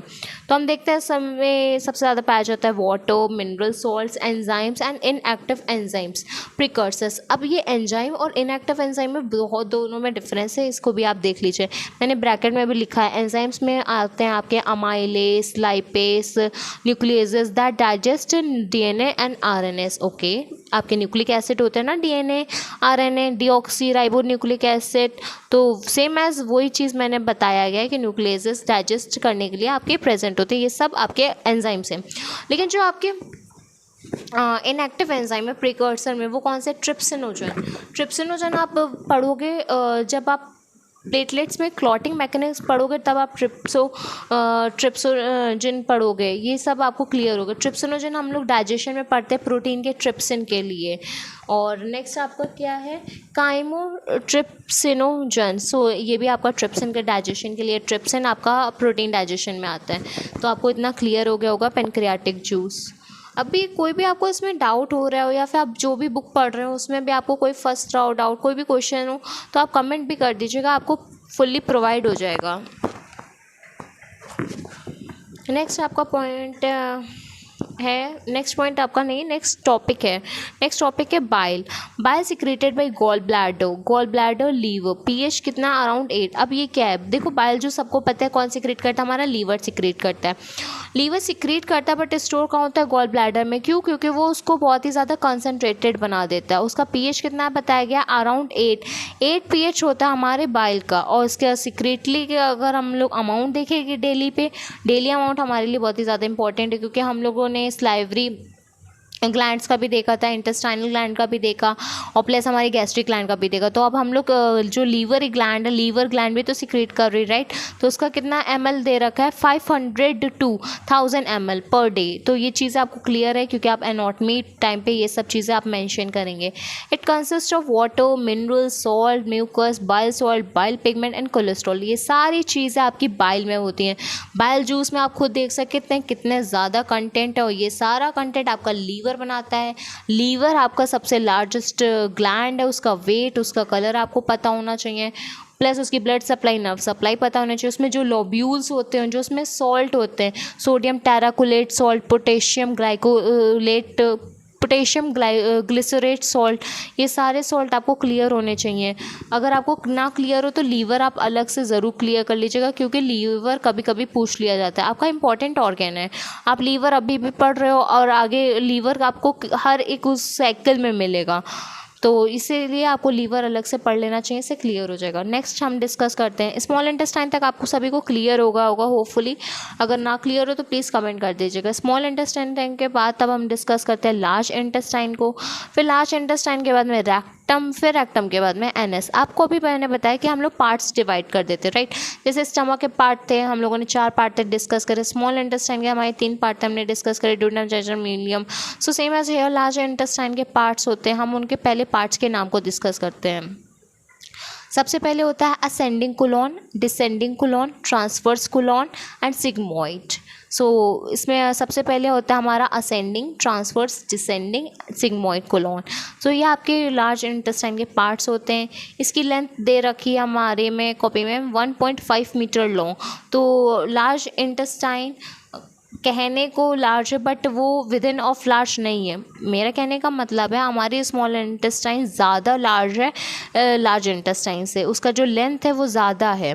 लेंथ किसका ज़्यादा है? लेंथ आपका ज़्यादा स्मॉल इंटेस्टाइन का, और डायमीटर लार्ज इंटेस्टाइन का ज़्यादा है। डायमीटर लार्ज इंटेस्टाइन का आपका दे रखा है 6.5 सेंटीमीटर। 6.5 सेंटीमीटर जो डायमीटर दे रखा है वो लार्ज इंटेस्टाइन का है, और लेंथ कितनी दे रखी है 1.5। तो मैंने अभी आपको बता भी दिया था कि आपके लिए इम्पॉर्टेंट क्वेश्चन है स्मॉल इंटेस्टाइन और लार्ज इंटेस्टाइन में डिफरेंस का, आप इसको ज़रूर लर्न कर लीजिएगा। 10 से 12 पॉइंट तो आपको आने ही चाहिए। सबसे पहले आप ये बता सकते हैं कि वो स्मॉल नहीं है, 4 से 5 पॉइंट तो ऐसे ही क्लियर हो गए होंगे आपको कि वो स्मॉल नहीं, वो लार्ज, उसके नाम पे नहीं है, हम लोगों को जाना है उसकी लेंथ कितनी, उसके डायमीटर कितने, उनके दोनों के पार्ट्स, स्मॉल इंटेस्टाइन के अलग पार्ट्स, लार्ज इंटेस्टाइन के अलग पार्ट्स होते हैं। प्लस इसमें डाइजेशन होता है, इसमें एब्जॉर्प्शन प्रोसेस भी होता है स्मॉल इंटेस्टाइन में, लेकिन लार्ज इंटेस्टाइन में सिर्फ आपका एब्जॉर्प्शन होता है। ये चीज़ आपको अभी क्लियर है, तो आप अभी पॉइंट बना सकते हैं, अपनी तरफ से फ्रेम कर सकते हैं। और इसमें जो लेयर प्रेजेंट होती हैं वो हमारे काइम फूड को मिक्स करते हैं। इसमें मूवमेंट होता है पेरिस्टालसिस, ऐसा कोई मूवमेंट हमारा लार्ज इंटेस्टाइन में नहीं होता है। जो हमारी लेयर है, जो हमारी कवरिंग है, जो हमारी टिश्यूज़ प्रेजेंट है वो हम बता सकते हैं। विलाइज बता सकते हैं कि विलाइज स्मॉल इंटेस्टाइन में प्रेजेंट होती हैं और उनका फंक्शन क्या है। सब चीज़ें आप ने अभी पढ़ लिया, आपको पॉइंट अपने से भी मिल रहा है बहुत सारा, जो इससे आप डिफरेंस क्रिएट कर सकते हो स्मॉल इंटेस्टाइन और लार्ज इंटेस्टाइन में। अगर आपको नहीं मतलब न समझ में आ रहा है, प्रॉब्लम आ रही है, तो मैं डिफरेंस आपके साथ शेयर कर दूँगी स्मॉल इंटेस्टाइन का और लार्ज इंटेस्टाइन का, क्योंकि इंपॉर्टेंट है, ये आपसे पूछा जा सकता है, ये आपको आना भी चाहिए। जो चीज़ आपको लगे इम्पॉर्टेंट है या फिर हमें नहीं आ रही है उसे ज़रूर करिए, क्योंकि कुछ चीज़ें छोड़ना बिल्कुल सही नहीं होता है। अब यूनिवर्सिटी एग्ज़ाम में अगर यही क्वेश्चन आ जाए 5 मार्क्स में, तो हमें लिखना प्लस डायग्राम बनाना सब कुछ मेंशन करना होगा, प्लस उसकी ब्लड सप्लाई, नर्व सप्लाई, उसके फंक्शंस, जिस टाइप से क्वेश्चन पूछा जाए। अगर एनाटॉमी में पूछा जाएगा तो उस अकॉर्डिंग हम लोग लिखेंगे, अगर फिजियोलॉजी में पूछा जाएगा तो उस अकॉर्डिंग लिखेंगे। प्लस ऑर्गन एसोसिएटेड, कौन से ऑर्गन उससे एसोसिएट करते हैं, उसके पोस्टीरियर साइड में कौन से ऑर्गन है, इंटीरियर साइड में कौन से हैं, ये सब चीज़ें आपको मेंशन करनी होगी। इन सब चीज़ों को तभी आप मेंशन कर पाएंगे जब आपके पास लिखा होगा। आप अभी एक पेज लीजिए जिसमें मार्क करिए इसको और डिफरेंस क्रिएट करिए लार्ज इंटेस्टाइन और स्मॉल इंटेस्टाइन में। अगर आपको ना समझ में आ रहा है तो आप इसमें बुक की हेल्प भी ले सकते हो, गूगल से भी देख सकते हो, क्योंकि गूगल में भी कंटेंट आपको अच्छा मिल जाएगा रिटन फॉर्म वाला। आप किसी से भी आइडिया ले सकते हो। अगर आप खुद समझ गए हो चैप्टर में वाइज डिफरेंस स्मॉल इंटेस्टाइन और लार्ज इंटेस्टाइन का, तो उसे खुद लिख लीजिए। लिख के अभी रख लेंगे तो आपके लिए इजी रहेगा, जिससे आपको कोई प्रॉब्लम नहीं होगी। अभी सेशनल एग्ज़ाम होंगे आपके, टेस्ट में भी आपके कॉलेज में टेस्ट होते हैं, क्योंकि मेरे कॉलेज में तो हर सैटरडे टेस्ट होते थे और अभी भी होते हैं। तो मेरे जितने भी जूनियर्स हैं उनका टेस्ट से चैप्टर मतलब यूनिट उनका कंप्लीट पूरा हो जाता है। तो आपके में भी होता होगा, आपको भी प्रिपेयर कर लेना चाहिए। और अगर आपका प्रिपेयर है तो दैट्स वेल एंड गुड। अगर नहीं प्रिपेयर है तो अभी प्रिपेयर करना स्टार्ट कर दीजिए। अब टाइम है, लेकिन इतना टाइम नहीं है कि आप स्किप कर दो। तो स्किप नहीं करना है, अच्छे से पढ़ना है, एक एक चीज़ें एक एक टॉपिक को क्लियर करना है। बिकॉज यूनिवर्सिटी एग्ज़ाम आपका हो जाएगा, आप क्यों टेंशन ले रहे हो, बट आपको उसके लिए पढ़ना पड़ेगा। अगर आप नहीं पढ़ोगे तो आपकी बैक लगेगी, इसलिए आपको पढ़ना है और पढ़ाई अच्छे से करनी है। स्टार्ट नहीं करी अगर आपने पढ़ाई सेमेस्टर फर्स्ट की तो स्टार्ट कर दीजिए। सिलेबस ब्रॉड है, एनाटॉमी फिजियोलॉजी भी के साथ साथ में सोशियोलॉजी साइकोलॉजी है। मेन दिक्कत क्या आती है, एग्ज़ाम एक दिन होता है और 3 घंटे में 2 सब्जेक्ट को अटेम्प्ट करना, दोनों सब्जेक्ट में कुछ ना छूटना और सब कवर अप करना, ये चीज़ मुश्किल करती है। तो ये सारी चीज़ें आपको क्लियर होनी चाहिए और आप जब लिखिए तो बहुत अच्छे से लिखिएगा। डिस्कस करेंगे लार्ज इंटेस्टाइन के पार्ट्स के बारे में। अब आपको पता है लार्ज इंटेस्टाइन के पार्ट्स हमने बता दिए हैं कि केसम कोलोन रेक्टम पार्ट्स होते हैं। फर्स्ट इसका पार्ट आता है केसम। इसका क्या होता है कि ये फर्स्ट पार्ट है लार्ज इंटेस्टाइन का और इसकी लेंथ कितनी दे रखी है, 8 to 9 सेंटीमीटर लॉन्ग इसकी लेंथ दे रखी है। नेक्स्ट हमारा है कोलोन। कोलोन के 4 पार्ट्स होते हैं, ascending colon, transverse colon, descending colon and sigmoid colon. तो ये आपको पता है कि अपवर्ड डायरेक्शन में होते हैं, लाइन पार्ट में होते हैं, डाउनवर्ड में होते हैं, एस शेप के होते हैं। इसका साइज़ क्या होता है, इनके अंडर में क्या प्रेजेंट होता है और ये सराउंडिंग किसके होते हैं, स्मॉल इंटेस्टाइन के होते हैं। ये सब चीज़ें आपको क्लियर है। और नेक्स्ट हमारा पॉइंट है रेक्टम। रेक्टम हमारा डायलेटेड सेक्शन है लार्ज इंटेस्टाइन का। ये 13 सेंटीमीटर लॉन्ग है, इसकी लेंथ को आप ज़रूर देखिएगा, 13 सेंटीमीटर लॉन्ग है। वो स्टार्ट होता है सिग्मोइड कोलोन से और एंड होता है, एंड इसकी कहाँ पे होती है, एनल कैनाल से। सो स्टार्टिंग कहाँ से हो रही है इसकी, सिग्मोइड कोलोन से स्टार्टिंग होती है और स्टार्टिंग के बाद में इसकी एंडिंग जो होती है वो आपकी एनल कैनाल तक होती है। सो एनल कैनाल को हम लोग डिस्कस करते हैं। एनल कैनाल की अगर मैं बात करूँ तो उसकी लेंथ कितनी होती है, 3.8 सेंटीमीटर आपकी लेंथ है एनल कैनाल की। उसके बाद में इसमें 2 स्फिंक्टर प्रेजेंट होते हैं। फर्स्ट स्फिंक्टर हमारा है इंटरनल एंड सेकंड हमारा एक्सटर्नल। इंटरनल को हम लोग इनवॉलेंट्री भी कहेंगे क्योंकि वो हमारे अकॉर्डिंग नहीं रहते और एक्सटर्नल वाला वॉलेंट्री होता है वो हमारे अकॉर्डिंग वर्क करता है। It control anus. Anal canal किसको कंट्रोल करता है, एनस को कंट्रोल करता है। तो ये इतना डिफ़िकल्ट नहीं है, आपको क्लियर हो गया होगा। और अगर इससे रिलेटेड कोई भी डाउट हो प्लीज़ आप ज़रूर कमेंट करिएगा। सो हम अब डिस्कस करते हैं स्ट्रक्चर को। स्ट्रक्चर कैसा होता है हम लोगों का, फिर हमें ब्लड सप्लाई फंक्शंस भी डिस्कस करने हैं लार्ज इंटेस्टाइन के। सो हम स्टार्ट करते हैं स्ट्रक्चर से। Longitudinal muscle fibres are spreaded completely over rectum and anal canal. तो आपको ये पॉइंट बहुत ही सिंपल लैंग्वेज में मेरे नोट्स आपको रीड करने से क्लियर हो गया होगा, बट अगर आपको ना क्लियर हो इसीलिए मैं आपको एक्सप्लेन भी कर रही हूँ। तो आपको फर्स्ट पॉइंट क्लियर हो गया होगा कि इसमें लॉन्गिट्यूडनल फाइबर्स प्रेजेंट होते हैं, ये फुल्ली स्प्रेडेड होते हैं, ये फुली स्प्रेडेड होते हैं रेक्टम और एनल कैनाल तक। नेक्स्ट आपका पॉइंट है सब मुकोसा लेयर, जो आपकी सेकेंड लेयर है वो लार्ज इंटेस्टाइन की होती है। आपको पता होगा स्मॉल इंटेस्टाइन में हम लोगों ने सेकेंड लेयर मुकोसा लेयर पढ़ी थी, तो सेम इधर दे रखी है सब मुकोसा लेयर। डिफरेंस है, आपको इसी डिफरेंस को जनरेट करना है अपने पॉइंट्स में, जिससे आपका एक आंसर फॉर्म होगा। सो आप इसको बिल्कुल भी मिस मत करिएगा। नेक्स्ट आपका पॉइंट है mucosa lining has mucus secreting goblet cell. आपको पता है कि गॉबलेट सेल जहाँ पे भी होती है वो क्या सिक्रेट करती है, म्यूकस सिक्रेट करती है। म्यूकस से के 3 से 4 फंक्शन होता है, वो आप भी मेंशन करेंगे तभी आपको मार्क्स मिलेंगे। ज़्यादा से ज़्यादा चीज़ों को मेंशन करना है आपको अपनी कॉपी में। नेक्स्ट हम डिस्कस करते हैं ब्लड सप्लाई। ब्लड सप्लाई की अगर मैं बात करूँ तो आर्टेरियल सप्लाई जो हमारी होती है वो सुपीरियर और इन्फीरियर मेजेंट्रिक आर्टरीज होती है। मैंने आपको भी बताया था कि स्मॉल इंटेस्टाइन में आप सिर्फ और सिर्फ सुपीरियर मेजेंट्रिक आर्टरी लिखेंगे, लेकिन जब आप लार्ज इंटेस्टाइन की बात करेंगे तो उसमें सुपीरियर के साथ में आपकी इन्फीरियर भी आती है। डिफरेंस है, और यही डिफरेंस आपका एक जनरेट करता है आंसर। इन चीज़ों को आप धीरे धीरे समझ में आ रहा होगा, नहीं आ रहा होगा तो आप धीरे धीरे चीज़ों को समझ जाएंगे, लेकिन थोड़ा सा टाइम लगेगा। ह्यूमन फिजियोलॉजी इतनी ज़्यादा डिफ़िकल्ट नहीं है जितनी हमें लगती है, बट थोड़ा तो टाइम कवर अप करना पड़ेगा ना कि इसमें हम कैसे करें। सो आपको क्लियर हो गया होगा इसकी ब्लड सप्लाई। ब्लड सप्लाई में मैंने बता दिया था कि आप इसमें आर्टरी लगा देना, और नर्व सप्लाई के लिए मैंने बताया था कि वेनस ड्रेनेज के लिए नर्व सप्लाई में आप नर्व वेन रूल डाल दीजिएगा, जैसे कि superior and inferior mesenteric vein. So आपको क्लियर है कि ब्लड सप्लाई नर्व सप्लाई कितनी ईजी स्मॉल इंटेस्टाइन की और लार्ज इंटेस्टाइन की। नेक्स्ट हम पॉइंट डिस्कस करते हैं function of large intestine.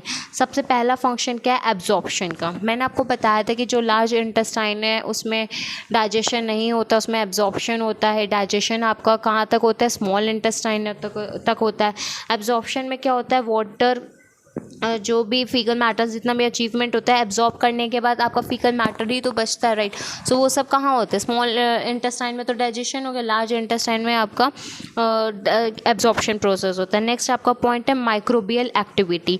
Microbial activity का मतलब क्या है, इसमें बैक्टीरिया जो प्रेजेंट होते हैं आपकी लार्ज इंटेस्टाइन में, जैसे कि ई कोलाई, वो हमारे लिए कितना कितना यूज़फुल है सबको पता है, इसीलिए हमारे लिए एक्टिविटी रहती है, वहाँ पे एक मीडियम मेंटेन रहता है, वो बैरियर की तरफ वर्क करते हैं। ये सब चीज़ें आपको क्लियर हो गई होंगी मेरे अकॉर्डिंग, अगर ना क्लियर हो तो प्लीज़ कमेंट ज़रूर करिएगा।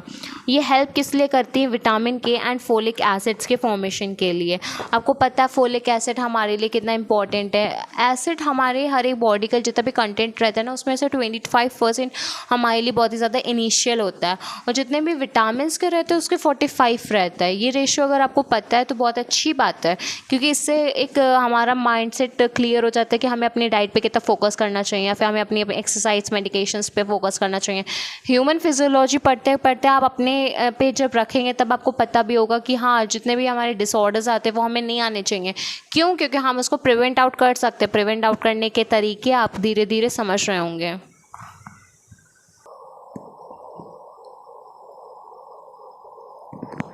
नेक्स्ट आपका फंक्शन क्या दे रखा है, डिफिकेशन का।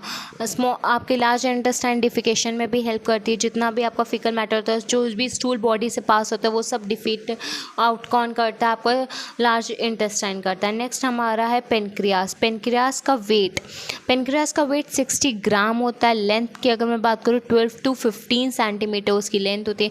पार्ट्स की अगर मैं बात करूँ तो उसके पार्ट्स 3 पार्ट्स में होते हैं, हेड, बॉडी, टेल। आप डायग्राम देख रहे होंगे, ये डायग्राम बुक में बहुत ही ज़्यादा डिफ़िकल्ट दे रखा है, इसीलिए आप कॉपी में डायग्राम बनाइए, उसकी प्रैक्टिस करिए, फिर लेबलिंग लर्न करिए, फिर आपको इजी रहेगा।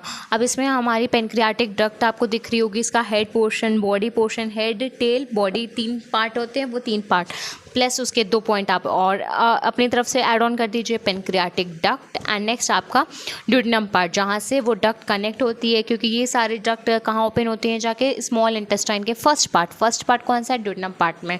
सो आपको क्लियर हो गया होगा।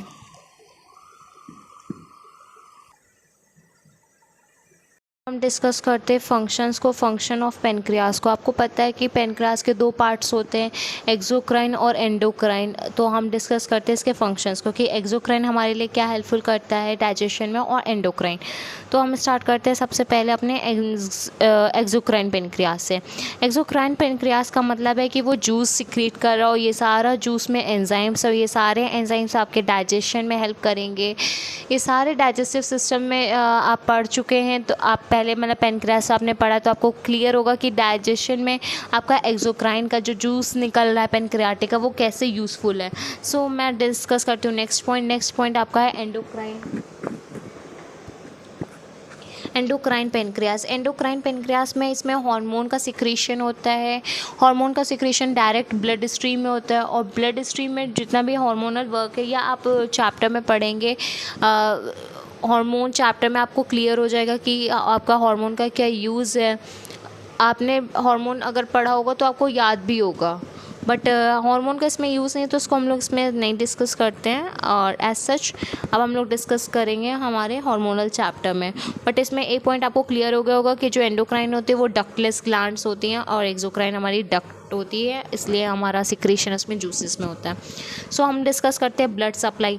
आपको पता है कि हमारे एनाटॉमी के लिए, हमारे लिए एनाटॉमी के लिए हमारे लिए ब्लड सप्लाई कितनी ज़्यादा इंपॉर्टेंट है। ब्लड सप्लाई, नर्व सप्लाई, अभी ये मैंने बताया भी था कितनी ईजी स्मॉल इंटेस्टाइन की और लार्ज इंटेस्टाइन की blood supply, nerve supply. Same as here अगर हम डिस्कस करते हैं तो यहाँ पे आपको बस इतना याद रखना, मेसेंट्रिक आर्टरी तो है, बस आपको याद क्या रखना है कि इसमें स्प्लीनिक आर्टरी भी आती है। तो ब्लड सप्लाई में आप जब ऐड करेंगे तो स्प्लीन की आर्टरी को भी ऐड करेंगे मेसेंट्रिक आर्टरी के साथ में। और जब नर्व सप्लाई किया आएगा तो आप उसमें आर्टरी की जगह वेन को ऐड कर देंगे। वेन हमारी डीऑक्सीजनेटेड ब्लड कैरी करती है। सो ये पॉइंट आपको क्लियर हो गया होगा कि कैसे हमारे लिए इतने हेल्पफुल है।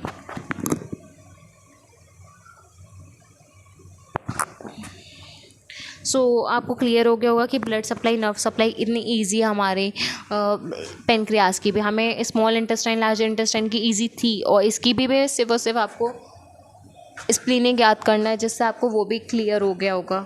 नेक्स्ट आपका पॉइंट आता है लीवर।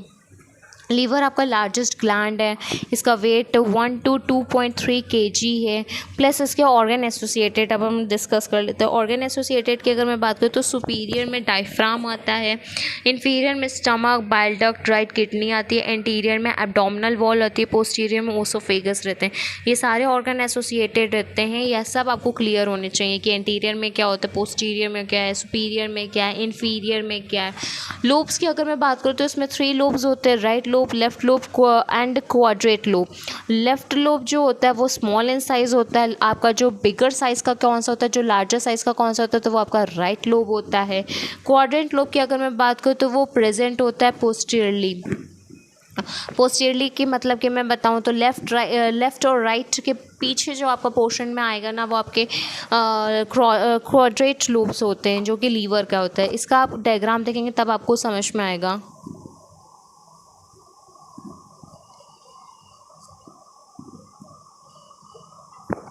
जैसे कि एक छोटा सा डायग्राम है, मैंने समझने के लिए बनाया था कि राइट लोब है, लेफ्ट लोब है, उसमें हमारी फैल्सीफॉर्म लिगामेंट्स होते हैं। सिस्टिक डक्ट हमारी जो गॉल ब्लैडर की डक्ट होती है उसको हम लोग सिस्टिक डक्ट कहते हैं। फिर कॉमन बाइल डक्ट होता है। राइट लेफ्ट आप देख रहे हो, उसके अगर हम पीछे की बात करें तो उसमें आपका क्वाड्रेंट लोब प्रेजेंट होता है, जो कि प्रेजेंट कहाँ है, पोस्टीरियरली साइड में प्रेजेंट है। तो आपको डायग्राम क्लियर है ना, तो आप क्लियर कर सकते हो। इसीलिए मैं कहती हूँ कि आपको डायग्राम क्लियर होना चाहिए। डायग्राम अगर आपको क्लियर है तो आप इजीली अपनी लैंग्वेज में भी इसको फ्रेम आउट कर सकते हो। अब हम डिस्कस करते हैं स्ट्रक्चर ऑफ लीवर में स्ट्रक्चर में मैं डिस्कस करती हूँ सबसे पहले लोब्यूल्स के बारे में। आपको पता है लीवर में जो स्ट्रक्चर में बेसिक यूनिट हमारी लोब्यूल्स की होती है, वो क्यूबॉइडल सेल्स होते हैं, वो लोब्स फॉर्म में प्रेजेंट होते हैं, उसमें ब्लड वेसल्स प्रेजेंट होती हैं। और ये जो ब्लड वेसल्स होती है वो इनकम्प्लीट वॉल की होती है, क्योंकि वो मिक्सचर को अलाउ करे जिससे ऑक्सीजनेटेड ब्लड और जो आपका वेन ब्लड होती है ना, डीऑक्सीजनेटेड ब्लड, वो कंसनट्रेटेड लीवर सेल से मिक्स आउट कर सके। तो इधर एक इम्पॉर्टेंट मार्क भी है, ये चीज़ इम्पॉर्टेंट, आप इसको बिल्कुल लिख के हाईलाइट कर लीजिएगा या फिर इंपॉर्टेंट मार्क कर लीजिएगा कि जो हमारा लीवर उसमें लोब्यूल्स होते हैं वगैरह वगैरह चीज़ें, बहुत ही चीज़ें होती हैं कि हम मिस आउट कर देते हैं ना, सो उसको आप ज़रूर मेंशन कर लीजिए। सो नेक्स्ट पॉइंट हमारा क्या है, cell of the liver also have macrophage function. आपको पता है मैक्रोफेज का मतलब क्या होता है कि वो माइक्रो ऑर्गेनिज्म को किल करता है, राइट। अगर आपने क्लास 12 में इम्यूनिटी चैप्टर पढ़ा होगा हेल्थ वाला जिसमें इम्यूनिटी था, तो उसमें आपने मैक्रोफेज को डिस्कस करा होगा, तो आपको उससे क्लियर होगा।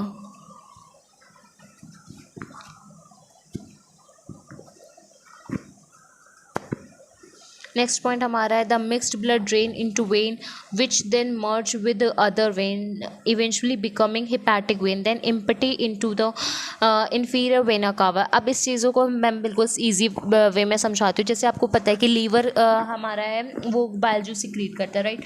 बाइल जूस सिक्रीट करने के बाद लीवर की जो डक्ट है, लीवर के डक्ट को हम लोग क्या कहते हैं, लीवर के डक्ट को हम लोग कहेंगे हिपैटिक डक्ट, ओके। अब हम लोग उसमें हिपैटिक वर्ड ऐड करेंगे, तो left hepatic vein and right hepatic vein जो कि लेफ्ट लोब से और राइट लोब से आ रही है लीवर के। फिर उसके बाद में गॉल ब्लैडर की डक्ट को हम लोग कहेंगे सिस्टिक डक्ट। ये हमारी सिस्टिक डक्ट हम लोग इसको कहते हैं गॉल ब्लैडर की। अब आप एक फ्रेम करिए, आपका एक लीवर है, लीवर में लेफ्ट लोब है एंड राइट लोब है।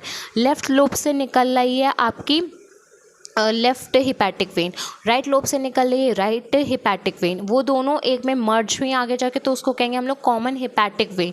कॉमन हिपैटिक वेन में अब आपकी मिलेगी सिस्टिक डक्ट। सिस्टिक डक्ट मतलब गॉल ब्लैडर की डक्ट। अब वो डक्ट और सिस्टिक डक्ट गॉल ब्लैडर की डक्ट जो होती है उसको हम लोग सिस्टिक डक्ट कहते हैं, राइट। तो सिस्टिक डक्ट और हिपैटिक डक्ट दोनों अब मर्ज हो चुके हैं। अब ये दोनों आगे प्रोसीड करके किससे मर्ज करेंगे, पेनक्रियाटिक डक्ट से। ये तीनों मर्ज करेंगे और ये तीनों कहाँ ओपन होंगे जाके, ड्यूडेनम में। ड्यूडेनम स्मॉल इंटेस्टाइन का फर्स्ट पार्ट। होपफुली आपको क्लियर होगा कि मैं क्या कह रही हूँ, कैसे डक्ट मर्ज हो रही हैं, कैसे ओपन हो रही हैं। इंपॉर्टेंट पॉइंट है कैसे इसमें मर्जिंग होती है, कैसे ओपन होती है, कौन सी वेन कहाँ से जुड़ती है, ये चीज़ें आपको क्लियर हो रही होंगी धीरे धीरे। सो अब हम डिस्कस करते हैं function of liver.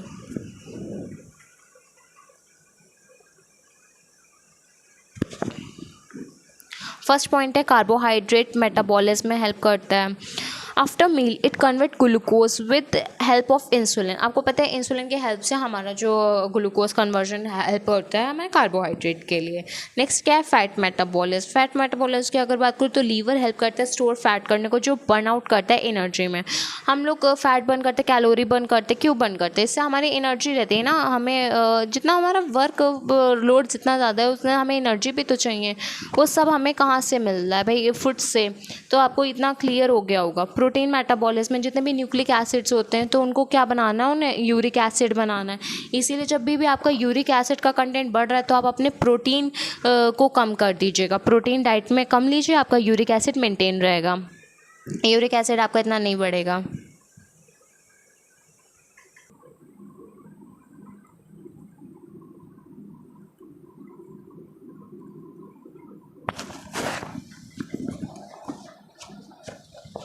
Next point हम डिस्कस करते हैं, it remove nitrogen waste of amino acid. This nitrogen has no use. हम लोग अमीनो एसिड से जितना भी नाइट्रोजन है उसको वेस्ट करेंगे और उसका कोई यूज़ नहीं है। अब आपको क्लियर हो गया होगा कि लीवर हमारे लिए कितना इंपॉर्टेंट क्यों है। सो उसका नेक्स्ट पॉइंट क्या कह रहे हैं, वो सिंथेसिस में हेल्प करता है। क्या सिंथेसिस करता है, प्लाज्मा प्रोटीन। प्लाज्मा प्रोटीन के सिंथेसिस में कौन हेल्प करता है, लीवर। वो किल करता है माइक्रो ऑर्गेनिज्म को, ओके। ये भी पॉइंट बहुत ईजी क्लियर है कि वो हेल्प करता है प्रोडक्शन ऑफ हीट में। प्रोडक्शन ऑफ हीट में कैसे करते हैं कि जब आप मेटाबॉलिज्म पढ़ोगे, बेसल मेटाबॉलिक रिएक्शन होती हैं जिसमें हम लोग रेट डिफाइन करते हैं, राइट। सो उस रेट में आपने देखा होगा कि हीट का प्रोडक्शन कितना ज़्यादा हाई होता है, तो उस हीट से हम डिस्कस कर रहे हैं कि प्रोडक्शन ऑफ हीट कैसे होता है। नेक्स्ट पॉइंट क्या है, liver help in secretion of bile which include bile salt and bile pigment. आपको पता है कि जो लीवर का सिक्रीशन होता है बाइल का, उसमें सॉल्ट प्रेजेंट होता है, उसमें sodium taurocholate salt, potassium glycocholate salt present होता है और पिगमेंट्स प्रेजेंट होते हैं। तो it helps in storage of glycogen किस में हेल्प कर रहा है, स्टोरेज ऑफ ग्लाइकोजन में। लीवर हमारा क्या स्टोरेज करता है, ग्लाइकोजन। आपको पता होगा ना कि एक्स्ट्रा ग्लूकोज किस फॉर्म में स्टोर होता है, ग्लाइकोजन की फॉर्म में स्टोर होता है। कहाँ स्टोर होता है, लीवर में होता है। सेम एज प्लांट में ज़्यादा स्टोर होने के बाद किस फॉर्म में होता है, स्टार्च में होता है। ये सारी चीज़ें मतलब बेसिक्स ही हैं, लेकिन बस हम लोग इसको क्लियर आउट करते हैं जिससे हमारा एक पॉइंट फॉर्मेशन हो जाए, जिसको हम लोग फ्रेम कर सकें अपने एग्ज़ाम के लिए। आपको क्लियर हो गया होगा कि हमें इसमें कैसे पॉइंट्स बनाने। ये पॉइंट जितने भी आपके फंक्शंस हैं, ये सारे फंक्शंस आप देख लीजिए, एक एक पॉइंट इजी है, क्लियर भी हो गया होगा। ये सारे फंक्शंस आपके आ जाएंगे फिजियोलॉजी के पार्ट में, और फिजियोलॉजी का पार्ट भी इजी पार्ट रहता है। नेक्स्ट आपका क्या है, diagram of liver. Diagram of liver मैंने डिस्कस कर लिया है, बस इसमें हम लोग लेबलिंग्स को देख लेते हैं। अब आप देख रहे होंगे कि इसमें फैल्सीफॉर्म लिगामेंट है, पोर्टल वेन है, वाइल डक्ट है, हिपैटिक आर्टरी है, गैस्ट्रिक इंप्रेशन है, क्वाड्रेंट लोब भी है, लेफ्ट लोब है, inferior vena cava, right adrenal gland depression, right lobe, right adrenal important की आर्टरी दे रखी है, और ड्यूडेनल आर्टरी दे रखी है, सीलियन आर्टरी दे रखी है, गॉल ब्लैडर दे रखा। ये सब चीज़ें आप देख रहे होंगे कितना ज़्यादा इसको बिल्कुल मर्ज आउट करके इतना कॉम्प्लेक्स बना दिया। इसीलिए मैंने सिंपल डायग्राम बनाया था और छोटा सा बनाया था, जिससे वो चीज़ों को समझने के लिए ईजी हो जाती हैं चीज़ें, तो हमें क्लियर हो जाता है ना। तो उससे देखिए आपको क्लियर हो गया होगा कि लेफ़्ट लोब कैसी थी, राइट लोब कैसा था, क्वाड्रेंट लोब क्या है, फिर हमारी लिगामेंट क्या है, गॉल ब्लैडर का है। इसमें लेबलिंग जो ये डायग्राम देख रहे हैं ना, ये आपका बुकिश डायग्राम है, और इसमें सारी लेबलिंग्स भी कितनी हाई हैं, लेकिन हमें समझ में नहीं आता कि हम कैसे लर्न करें। तो हम सबसे पहले सिंपल क्लियर करेंगे, सिंपल क्लियर करने के बाद में हाई कॉम्प्लेक्स पे जाएंगे, जिससे हम अपनी चीज़ों को पकड़ सकें। वरना कॉम्प्लेक्स और हाई चीज़ों को पकड़ते पकड़ते हम उससे भी मिस आउट कर देंगे जो हमारी बेसिक्स ही हैं। सो पहले अपनी बेसिक नीड को पूरा कंप्लीट आउट करेंगे, जिससे हम अपने को स्कोरिंग कर सकें, फिर हम लोग गुड स्कोरिंग के लिए करेंगे। सो आपको क्लियर हो गया होगा ये डायग्राम किस बेसिस पे आपका वर्क करता है। नेक्स्ट अब हम डिस्कस करते हैं बाइल डक्ट के बारे में। इसमें भी पॉइंट दे रखे हैं हमारे 3 से 4, एक एक पॉइंट को क्लियर करेंगे, इससे आपको कोई भी डाउट ना रहे। Bile duct, the right and left hepatic duct join to form the common hepatic duct. After 3 cm it is joined to the cystic duct. मैंने अभी बताया कि लीवर के लोब्स होते हैं, right lobe, left lobe. Right lobe से निकलेगा उसको हम कहेंगे राइट हेपेटिक डक्ट, और जो लेफ्ट लोब से निकलेगा उसको कहेंगे हम लोग लेफ्ट हेपेटिक डक्ट। वो दोनों कनेक्ट हो जाएगा, कनेक्ट करके बनेगा कॉमन हेपेटिक डक्ट। फिर वो 3 सेंटीमीटर बाद में वो कनेक्ट करेगा सिस्टिक डक्ट से। सिस्टिक डक्ट आपकी होती है गॉल ब्लैडर की डक्ट। फिर वो जो गॉल ब्लैडर की डक्ट होती है वो ओपन किससे हो रही है, गॉल ब्लैडर से। ये आपका नेक्स्ट पॉइंट में गिवन है, ये मैंने आपको पहले ही एक्सप्लेन कर दिया था। फिर जो हिपैटिक डक्ट है जो आपकी सिस्टिक डक्ट से ज्वाइन हो गई, फिर वो ज्वाइन करेगी आपकी पेनक्रियाटिक डक्ट से सॉरी आपकी ज्वाइन करेगी पेनक्रियाटिक डक्ट से। पेनक्रियाटिक डक्ट से ज्वाइन करने के बाद में वो कंबाइन हो जाएगी ना, 3 डक्ट है, तीनों डक्ट ज्वाइन होने के बाद कंबाइन हो गई हैं। अब कंबाइन होने के बाद में वो अब ओपन होंगी ड्यूडेनम में। ड्यूडेनम स्मॉल इंटेस्टाइन का फर्स्ट पार्ट है। ये सब मैंने पॉइंट को पहले ही मेंशन अभी है, मैंने पहले ही डिस्कस कर लिया था। इससे आपको रिलेटेड कोई भी डाउट हो आप कमेंट कर दीजिएगा। अगर अभी भी आपका कोई भी डाउट हो तो अगर आप कमेंट नहीं करेंगे तो फिर आप ह्यूमन फिजियोलॉजी को नहीं समझ पाएंगे। डाइजेस्टिव सिस्टम अब आपका कभी नहीं क्लियर हो पाएगा, क्योंकि डाइजेस्टिव सिस्टम क्लियर करना इम्पॉर्टेंट इसीलिए मैंने आपको बताया था कि ह्यूमन फिजियोलॉजी में सबसे ज़्यादा क्वेश्चन इसी चैप्टर से आएंगे। एनाटॉमिक फिजियोलॉजी में आपको बहुत ही ज़्यादा केयरफुल होकर लिखने की ज़रूरत है। सो नेक्स्ट हम डिस्कस करते हैं गॉल ब्लैडर में। गॉल ब्लैडर का शेप कैसा होता है, पियर शेप का होता है। पियर शेप का सैक होता है। ये देखिए आप डायग्राम भी देख रहे होंगे, आप कितना सिंपल सा डायग्राम है गॉल ब्लैडर का।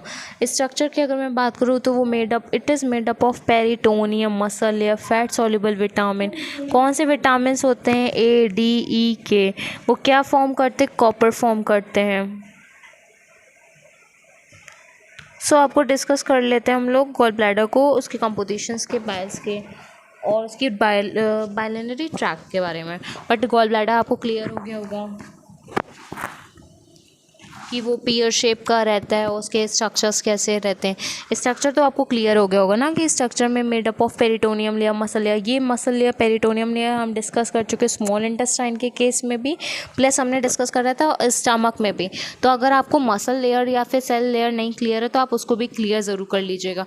एक एक पॉइंट को क्लियर करते चलेंगे तो इससे आपके लिए ईजी रहेगा, कन्वीनियंट रहेगा।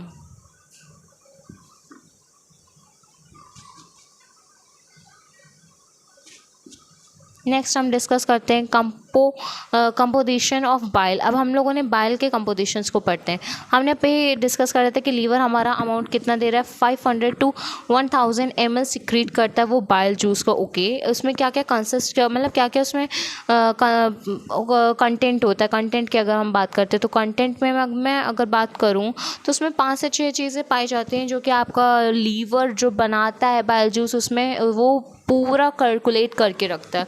उसकी क्वांटिटी भी बहुत अच्छी रखता है क्योंकि उसको पता है कि डाइजेशन में सबसे ज़्यादा यूज़ करे जाना वाला जूस जो है उसमें हमें रिच रखना है हमारे कंटेंट में सबसे ज़्यादा वाटर को, फिर मिनरल सॉल्ट्स को, फिर म्यूकस को, फिर बाइल पिगमेंट्स को, बाइल सॉल्ट्स को एंड कोलेस्ट्रॉल को। मैंने बताया आपको कि बाइल सॉल्ट में आपके सोडियम टेराकोलेट होता है, सोडियम टेराकोलेट एंड पोटेशियम ग्लाइकोलेट होता है। ये आपके 2 सॉल्ट्स होते हैं, मेनली 2 नहीं, बहुत सारे सॉल्ट्स होते हैं, बट आपको ये 2 सॉल्ट्स के नेम याद होने चाहिए। सो अब हम बात करते हैं बाइलरी ट्रैक्ट की। ये म्यूकोसा मेम्ब्रेन से बना होता है। ये डायग्राम है, ये डायग्राम देख लीजिए कितना सिंपल सा है। ये आपको अगर क्लियर है तो बहुत ही सही है कि बाइल आ रहा है लीवर से और हिपैटिक डक्ट होती है वो ज्वाइन करती है, फिर 3 सेंटीमीटर बाद वो गॉल ब्लैडर की मतलब सिस्टिक डक्ट से ज्वाइन करती है, फिर वो ड्यूडेनम में आती है। ड्यूडेनम में आपकी आती हैं ड्यूडेनम में आपकी पेनक्रियास के डक्ट आते हैं तो उसको पेनक्रियाटिक डक्ट कहते हैं। वो जब सब मिलते हैं तो उसको हिपैटिक पेनक्रियाटिक डक्ट कहते हैं। वहाँ पे स्फिंक्टर प्रेजेंट होता है, उस स्फिंक्टर को कहते हैं हिपैटो पेनक्रियाटिक स्फिंक्टर। सो आपको ये डायग्राम अगर क्लियर है तो आप एक एक पॉइंट को क्लियर कर आउट कर सकते हो। और मेरे अकॉर्डिंग आपको डायग्राम क्लियर होना ज़रूरी है क्योंकि डायग्राम जब आप पेंसिल से बनाओगे तो आप उसको बनाना भी सीख जाओगे, उसके साथ में आपकी प्रैक्टिस हो जाएगी। लेबलिंग करना सीख लोगे, लेबलिंग इंपॉर्टेंट है। उसी लेबलिंग से आप पॉइंट फॉर्मेशन कर लोगे, आपका फ्रेमिंग वर्क कितना अच्छा हो जाएगा। आप जितनी ज़्यादा प्रैक्टिस करोगे उतनी जल्दी आपकी स्किल इन्हांस हो जाएगी, तो आपको एग्ज़ाम टाइम में टाइम नहीं लगेगा, बहुत जल्दी से कर लोगे। तो ये सारी चीज़ें की पॉइंट्स होती हैं और ये सारा प्रैक्टिस वर्क है, हार्ड वर्क से होगा।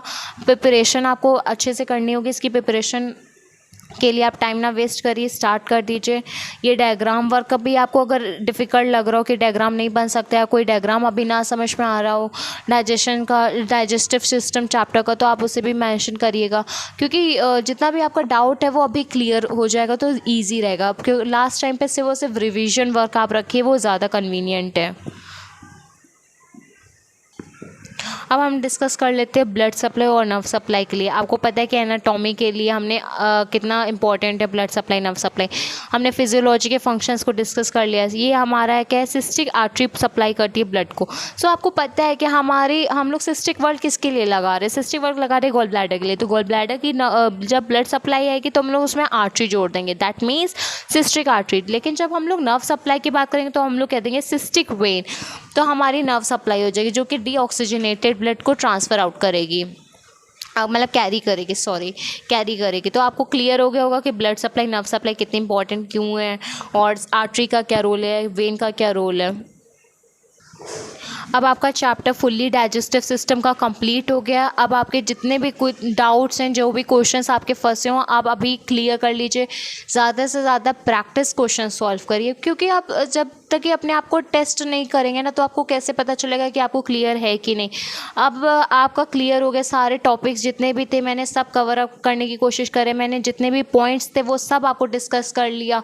अब मैंने बहुत सी चीज़ें जो नहीं भी मेंशन थी वो भी मैंने आपको ओरली बता दी है।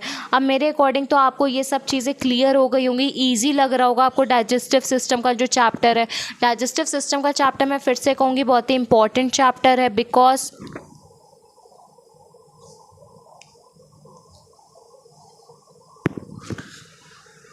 इसमें से ज़्यादा क्वेश्चंस आते हैं।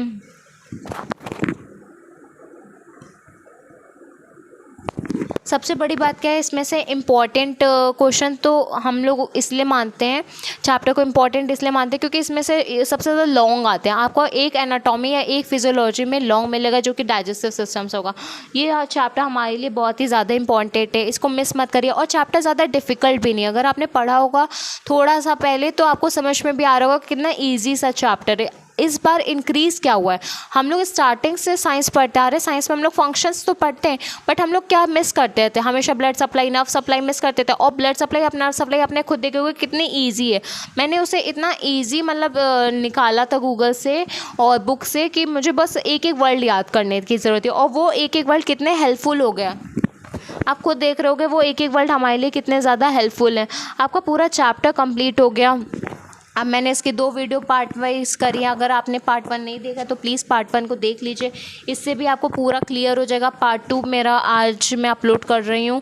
प्लीज़ वीडियो को पूरा देखिए, लाइक करिए वीडियो को, ज़्यादा से ज़्यादा वीडियो को शेयर करिए, क्योंकि मैं सोच रही हूँ इसमें ज़्यादा से ज़्यादा जो BSc nursing first semester student उनका बेनिफिट हो जाए, वो इस वीडियो को देख ले, उनका जो भी डाउट हो वो भी क्लियर हो जाए। और अगर आपको इस वीडियो में कोई भी प्रॉब्लम हो तो प्लीज़ कमेंट ज़रूर करिएगा।